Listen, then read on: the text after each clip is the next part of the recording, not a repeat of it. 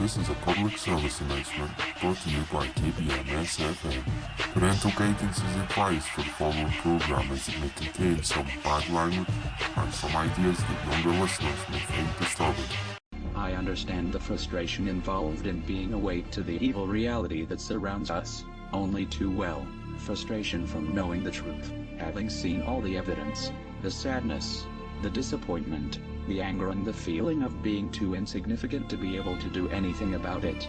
For those of us who have chosen to walk down the cruel path of reality, over living in the mass media-induced bubble of illusion, created for us by our criminal overlords, the mental anguish can really be a tough one to deal with, especially considering the reactions we usually receive upon trying to advise and inform those that we care about, of the evil nightmare that's lurking right outside of their bubble.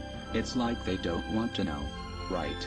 Well, what I've come to realize is that the awakening is something that must be self-induced. It's not that they don't want to know. It's that they just don't want to find out from you. When discovering the fact that our entire society is plagued with political corruption, and everything we have believed in is really a great big lie, most people it seems prefer to wander this path alone. At least until the whole acceptance part is dealt with, then it's the more the merrier. But until someone chooses to burst that bubble for themselves, nothing that you tell them will ever penetrate it. So, what I have found to be the best tactic when it comes to awakening others, is to just shut up and keep it to myself. That's when the strangest thing happens. People start to get curious and they begin to ask questions, and this is a whole different kettle of fish. When they are asking, they are usually prepared to listen to your reply, and this is when you can sneak a couple of facts into their bubble, to get the ball rolling. But then, just leave it there and let them do the rest on their own. They'll come back once they've dealt with the acceptance. As this mass global awakening occurs, 3 groups, or standpoints, see appeared, that categorize how everyone perceives the information. Group 1, the awakened, also the majority. These are the folks who take in the information for what it is, and after researching the subjects, and carefully examining all of the evidence, they come to the conclusion that indeed we are the victims of a massive, severe, manipulative and downright evil conspiracy, perpetrated over generations, by a handful of elite whom we often refer to as the ruling class. These extremely wealthy families have been completely responsible for instigating and executing almost every major war, tragedy, attack, assassination, political overthrow, economic crisis and global strategic event, throughout our entire history. These people control our financial systems, our governments, our foreign policy, our entire mainstream media, and therefore our world, from behind the scenes, through organizations like the Trilateral Commission, the CFR, and groups or secret societies like the Bilderberg Group, Skull and Bones, the Freemasons, and the Illuminati, just to name a few. With this understood, Group 1 are totally aware and awake to the criminal elements who are pulling the strings of the political puppets we call our governments, and can generally see things for what they really are. Group 2, the deniers. This group represents the sheeple of our world, those that are either too stupid, or too emotionally weak, to accept the harsh and brutal reality of the societies we live in. Therefore they turn a blind eye to the obvious corruption, and refuse to acknowledge, or even look at the massive amounts of irrefutable evidence, because it wasn't shown to them on the 6 o'clock news. Most of the people in this group are deep down somewhat aware of the truth, but they deny it exists, because it would ultimately cause reason for them to have to completely reevaluate their way of thinking, and their basic understanding of reality in general. Group 3, the guilty. These people are the criminals, the shills and the liars. They are also the direct enemies of all decent humanity. These immoral pieces of shit know the truth, aid the perpetrators, and spread lies and disinformation everywhere they can. They have no standard of morals, no substance or integrity, and are guilty of treason, among many other crimes. They intentionally corrupt the flow of truthful information, in order to invoke confusion on those who seek truth and understanding. They are a cancer on humanity, and ultimately deserve to be hung by their necks, until they are dead. I do believe we are steadily approaching a point where the awakened people will actually outnumber the ignorant, and we all need to push for this to happen, because when the aware become the majority, is when mob rule will work to our advantage, and we will finally be able to take action and rip the head off the snake once and for all. But as long as we are a minority, anyone who attempts to take any kind of action will be quickly suppressed by the majority.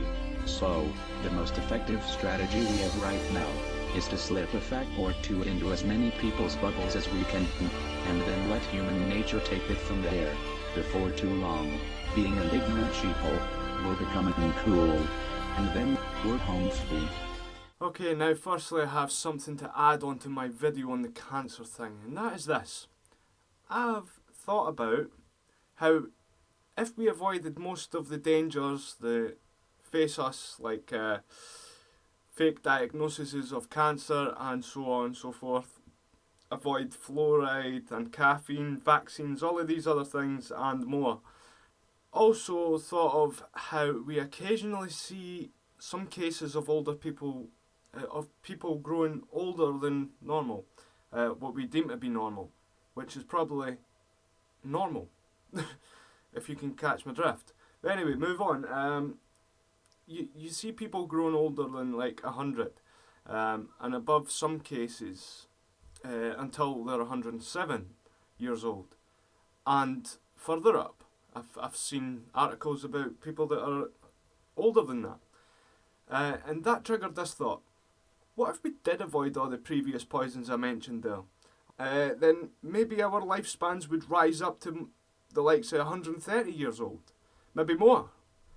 I mean, yeah, sure, that seems a bit far-fetched. However, if you take into consideration this, if some have lived until the likes of 111 years old, then surely since they hadn't knew about any of the poisons I've mentioned already, they also died prematurely. What if they did die prematurely? I mean, maybe then we can live longer, maybe not look younger, but hey, who knows, maybe without the stress and the illness or cancer scares, etc., then why couldn't we look a bit younger? Why isn't this possible? Anywho, we'll move on. This time on KBMS FM, Zombie Nation. What is the US government hiding? Or maybe even the world hiding? Has population control begun? Now check this clip out. Government health officials want you to be ready for a zombie invasion. You heard right. The Centers for Disease Control and Prevention posted a guide called Preparedness 101 Zombie Apocalypse. The CDC says the guide can be used in any emergency situation. Developing right now, MacArthur High School in Hollywood is on lockdown after more than a dozen students and a teacher are infected with some sort of rash. Any minute they're going to be transporting some kids to the hospital. Now what we understand is this all happened just a couple of hours ago at the school. Kids began itching, they had redness on their skin, and that's when they called 911. So at this point, the rest of the students, we understand, many of the students have been taken into the gym in school. They're not allowing any other student to leave the school right now, not allowing any parents in. A number of parents are showing up because they got concerned when they saw the fire trucks and the police activity. Not much information is coming out of the school. Some parents are frustrated. We just talked to one parent. This is an unconfirmed report that perhaps it was some type of bug. And Ellen, authorities say that the woman suffered second and third degree burns to her right leg. She also burned her hand as she was trying to get the rocks out of her pocket. Her husband also suffered first and second degree burns to his hand as he was trying to help his wife. The Fraternal Order of Police president tells me this crop of LSD is a major threat to police officers as well as the rest of us. He says it turns normal people into monsters that possess this superhuman strength and no ability to feel pain. He believes that's what was behind the incident that unfolded here Saturday in broad daylight just off the MacArthur Causeway exit right next to the Miami Herald, and it was the Herald's surveillance video that caught much of it on tape. Now we want to warn you, much of the details you're about to hear are disturbing and gruesome. It totally horrified me. This was probably my 30 years as a police officer, the nastiest, most horrific incident I've ever seen. Had his face completely eaten from the top of his forehead to almost his jaw. It wasn't just that he was being bit, it's that the person was actually swallowing pieces of his face. When the police approached him, he turned around and growled and kept attacking the victim on the floor. The initial shots had no effect. He had to repeatedly shoot him about 4 times until the man collapsed. I can only imagine, and by talking to the officer, I see that he's totally traumatized. It was like something out of a horror movie. Their body temperature reaches such a high degree that they have to take all their clothes off because they're basically melting from the inside. There was more than 10 or 15 officers on the scene, and even after they tasered the man 2 or 3 times, he was still able to take a baton away from one of our officers and severely damage her arm. Scary stuff. Now, I'm told that man from the March incident did survive. As for the man related to this incident off the MacArthur Causeway who was attacked in the face, we know he is currently hospitalized in critical condition. Unbelievable to hear it all. The cannibalistic attack that led police to shoot a man they say was gnawing at the face of someone else in the street.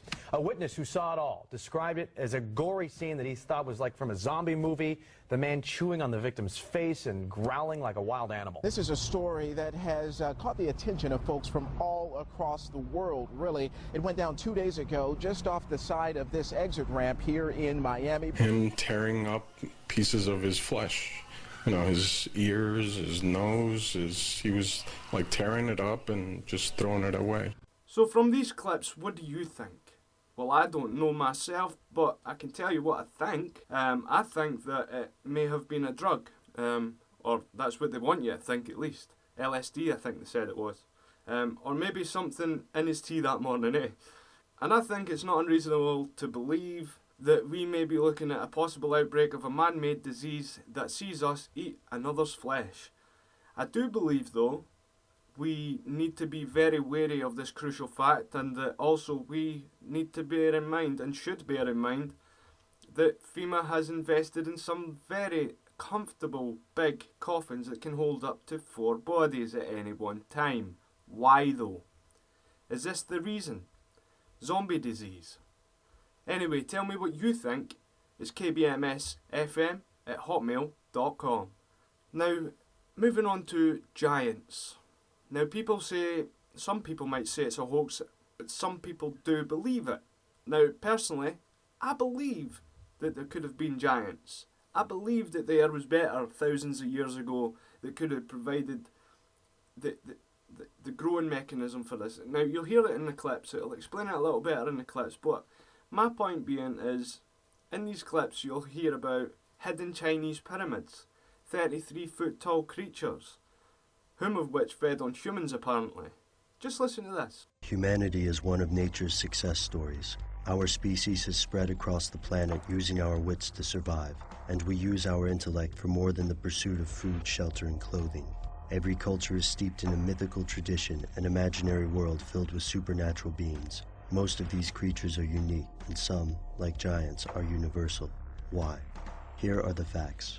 Human height varies. Women in the Philippines have an average height of 4 feet and 11 inches, while men in Denmark have an average height of 5 feet and 11 inches. Height varies due to nutrition, environmental factors, and genetics, including mutation.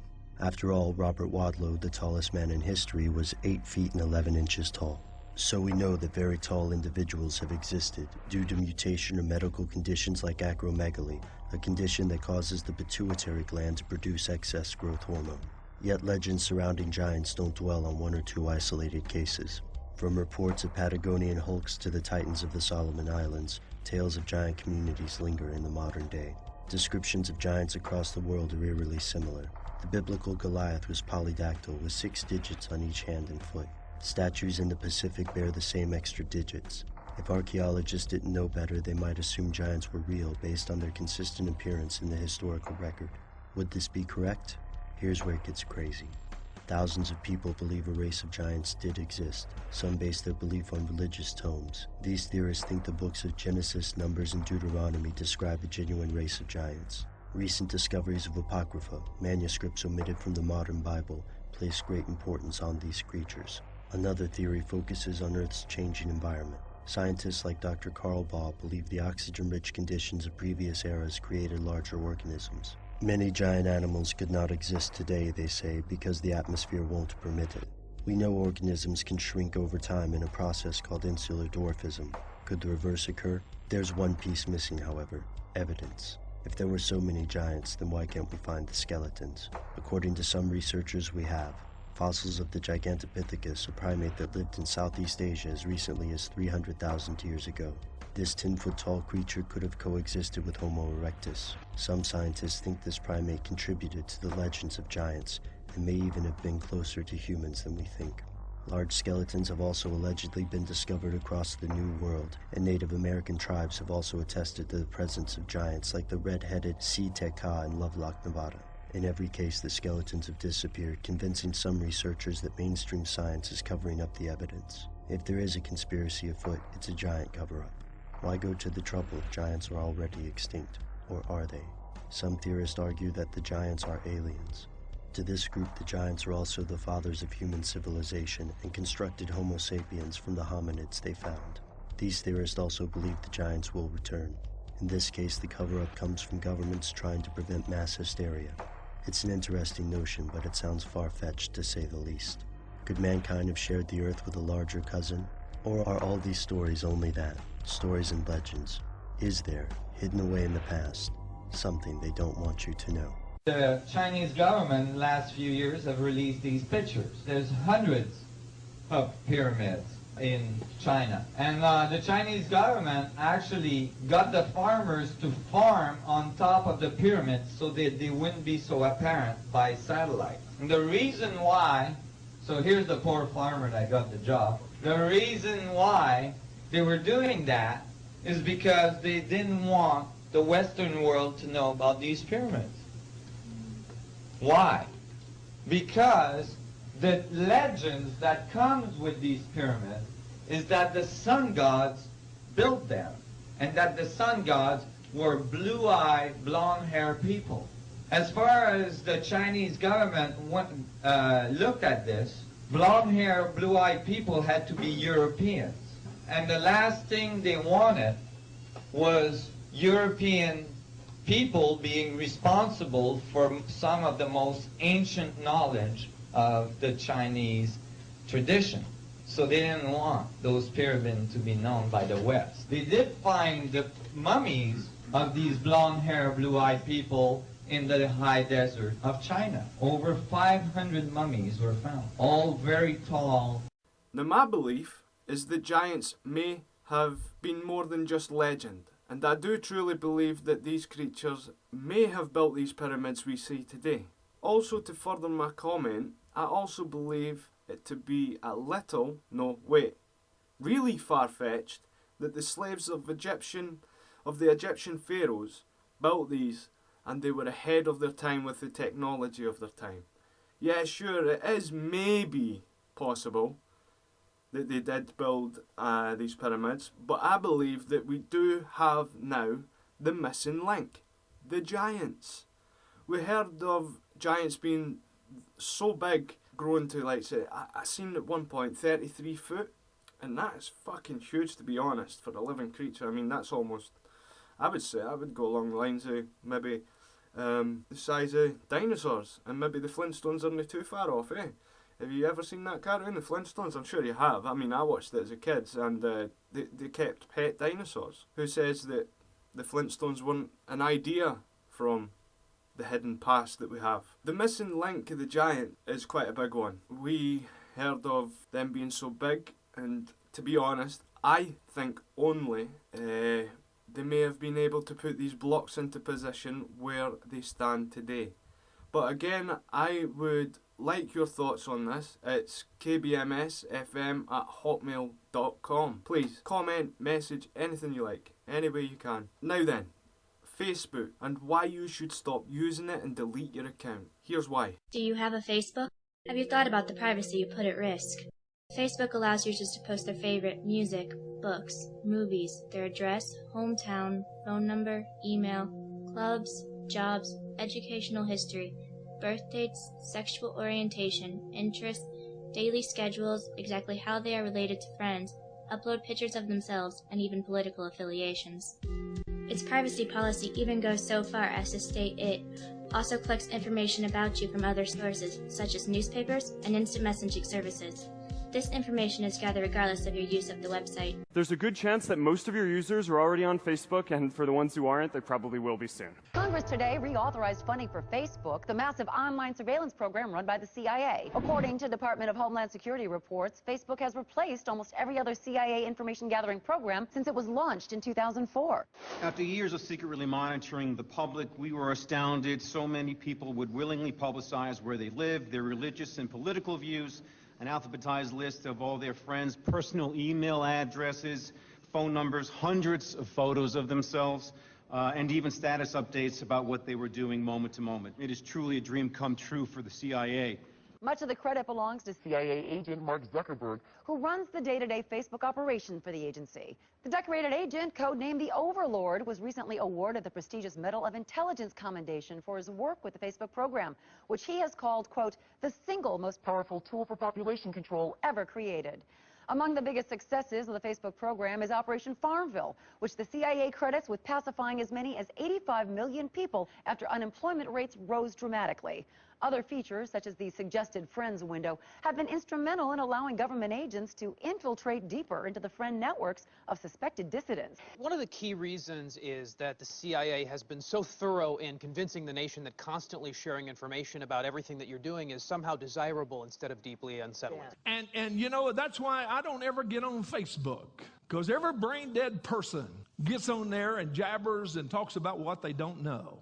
And this reveals how stupid and ignorant most of them are. And they give their opinion, which doesn't amount to 15 cents worth of nothing. And then they argue over nothing. They are majoring on minors. And if I was wanting to know some solution to life, they'd be the last ones I'd go to anyway. So why do I give myself to them on a regular basis in Facebook and call them friends? I've had people to say, I want to be your friend, join my faith. And I wrote back, and I said, I'll be your friend, but I'm not going to join Facebook. Now, I don't have a Facebook, and this was my own decision before I even knew any of this that you just heard and what I'm about to say. Now, obviously, I don't have a Facebook, and this was my own decision as I saw the way it was being used by people such as people bitching at each other, directing hatred at each other, bullying and so on and so forth. But I did, and maybe you didn't, but I thought about all the information I could have leaked. Not only to strangers, but to my own government and probably governments worldwide. Furthermore, I just thought it was rubbish. I had nothing to gain from using Facebook, apart from making friends. Well, you know what? I can make friends that if I went for a pint at the pub, if I went to the gym, if I went out to the bloody park. I mean, you know, the park with the kids and the missus. Yeah, I can make friends. It's quite easy to make friends. I don't need a bloody computer to make friends. It just makes it a little easier, apparently. If you use Facebook, well, I don't use Facebook for that reason. What do you make of Facebook? It's kbmsfm@hotmail.com. Get in touch. So anonymous. And are we losing control of our privacy, or has it gone already? Listen to this next clip. We want to say a few words to the assembled masses here. Words, not only about the danger posed by the security policy for our basic rights, but also about security itself, because the argument of these security policy makers is that we need these laws to guarantee our security. But even the basic assumption that more power to the authorities, the police, leads to more security is wrong. We just need to look at the US and Great Britain, where the authorities have more power, where the citizens are monitored much more than here. Yet, it is more dangerous, and the crime rate is higher. Once in the US, a comparative study examined in detail the powers of police and prosecutors and the crime rate. The correlation was 0. This means, there is no evidence that these powers, these safety laws, had any impact on safety levels. Proper is the opposite. Excessive measures provoked resistance, such as before and during the G8 summit. Humiliation of Muslims, for example, provokes retaliation. Military operations against the will of the people are concerned to promote international terrorism. This is not a security policy. This is terrorism. Even if you can use the baton instead of a conversation, words will always retain their power. In a constitutional state, the security is in good hands. And like the politicians repeat to claim, the constitutional state doesn't need to hide behind a police and preventive state. On the contrary, the constitutional state guarantees our security far more, because it avoids excessive action, dissenters had air to breathe, because it protects the innocent, instead of arrest them purely as a precautionary measure. What is the situation with security in totalitarian China, where the police can do everything? Or in the US with their Guantanamo, where people get tortured to get insights on terrorism? Or in the UK, where you get filmed 200 times a day by cameras? Is it safer than in Austria with our fundamental rights and our federal constitutional court? It is more dangerous in these countries, the crime rate is higher, and this shows a police state is creating insecurity. The Bilderberg Group has been around for years, hiding in the shadows, hiding behind your so-called leaders. We the people vote for those people to take office and speak for us against others that try to betray us. Now it seems that they all have betrayed us. It seems as if all have been blinded by the almighty dollar and all they care about is making a buck. No matter if we are the ones that suffer in the process. We are here to tell you that for the last 12 years your votes have not mattered. The truth is that the Bilderberg Group has already decided what leaders will take office. Even if you disagree with what they have to say or what they want to do, the Bilderberg Group is tied in with all government organizations around the globe, the UN being just one of them. The Bilderberg Group has one goal and one goal only: to take control of the world and put in place the New World Order. One government, one currency, one ruler. The UN has given more awards to China for their government than any of the other countries in the world. What does this mean? It means that this New World Order will be under the idea of communism. This means that one ruler will tell the entire world what to do, think, say, feel, or even believe. As history has made its mark in textbooks, we have learned that through history others like them have tried to succeed with a New World Order. Those names are ones you'll never forget: Napoleon and Hitler. They both failed with force. Now the Bilderberg Group has been working to achieve it with stealth. But history has shown us that it will fail as it has before. But not without the help of you the people.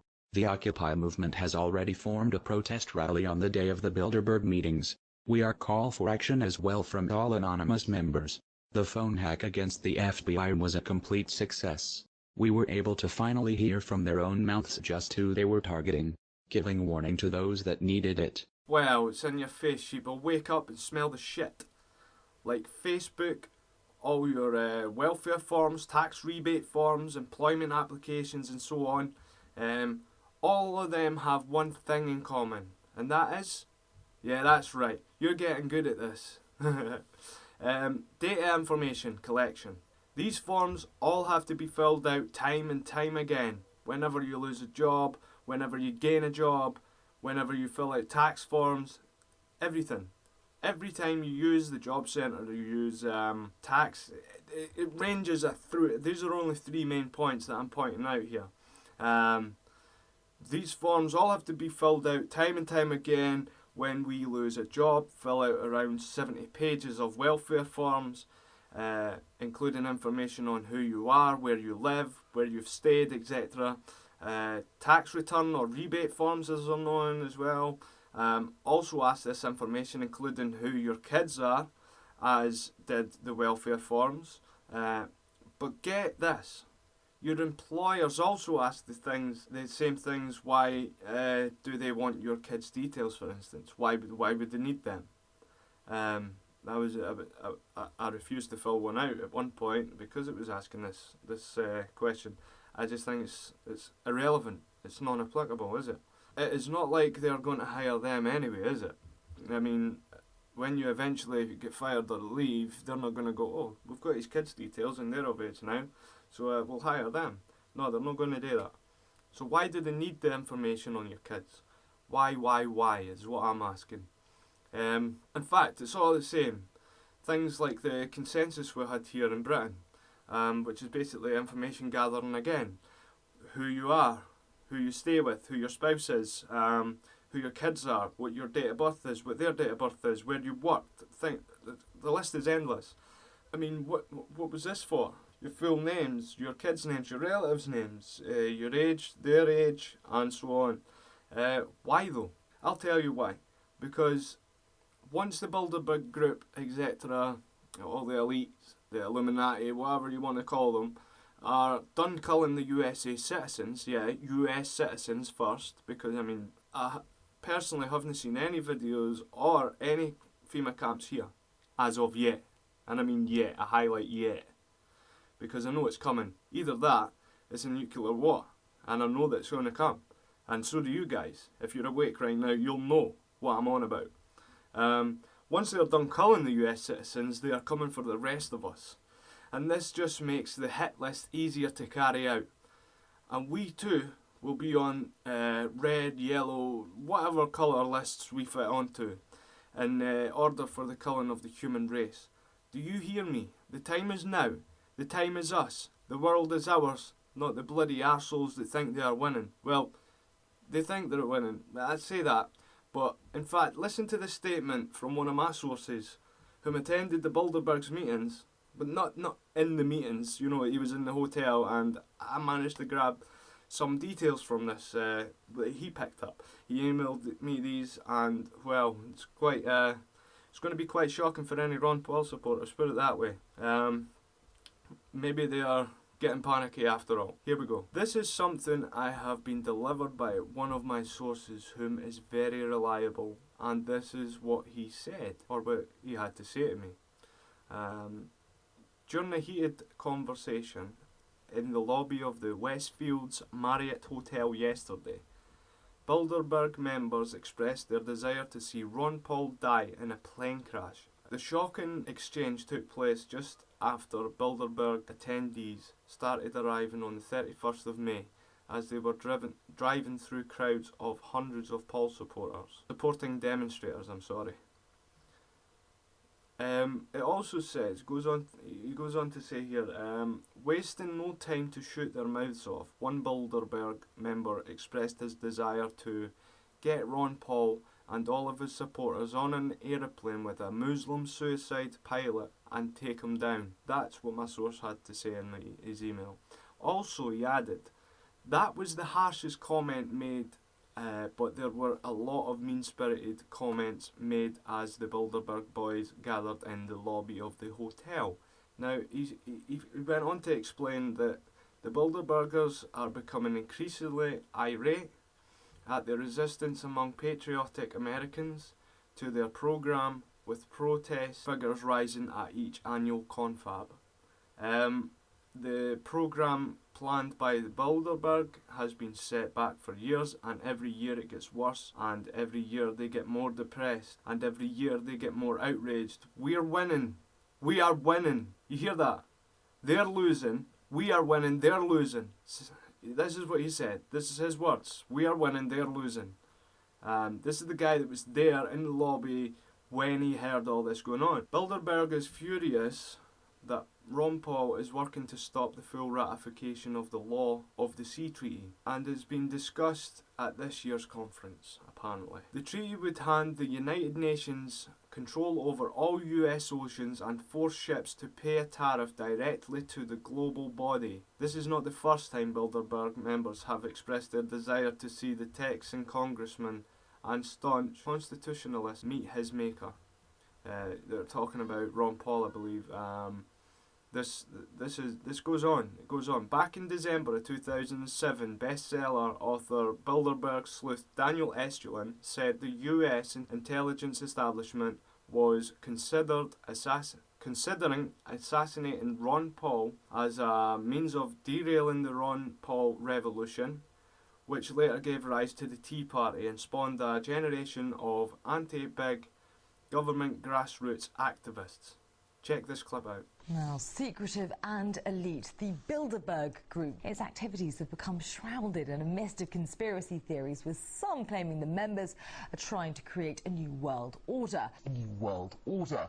I found out over almost 20 years of research that what's today is called the Bilderberg Group already existed over 800 years ago. They were back then called the Venetian Black Nobility. In fact, Bilderberg is the creation of the Synarchy movement of empires, who are the plenipotentiary founders and financiers of Hitler.